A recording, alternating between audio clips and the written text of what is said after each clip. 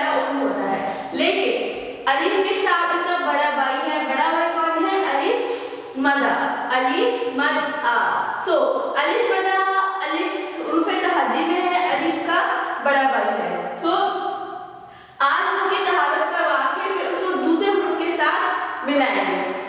ठीक है, हमारा टॉपिक है अलिफ मदा आ से शुरू होने वाले अल्फाज, यानी कि अलिफ मदा अकेला नहीं है, वो तो अकेला है, लेकिन उसके साथ जो दूसरे उर्फ तहज्जी के जो उर्फ मिल जाते हैं तो वो अल्फाज बन जाते हैं। सो सबसे पहले हमारे पास है अलिफ मदा आ मीम। अलिफ मदा आ मीम। आम किसे कहते हैं? मैंगो को, जो सबको पसंद है, मुझे पसंद है।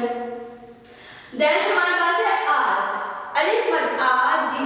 अलिफ मद अकेला था, लेकिन जब हम उसको उर्फ तहज्जी के दूसरे अल्फाज के साथ मिलाया तो वो एक उर्फ बन गया।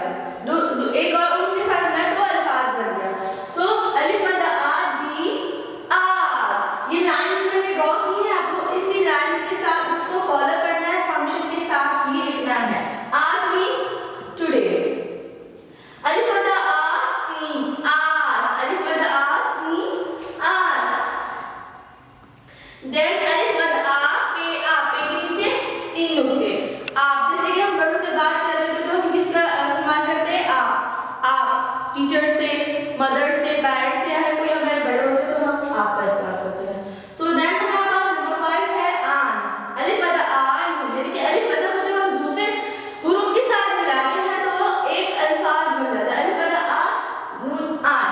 देन हमारे पास है अलिफ मद आ गा आग आ।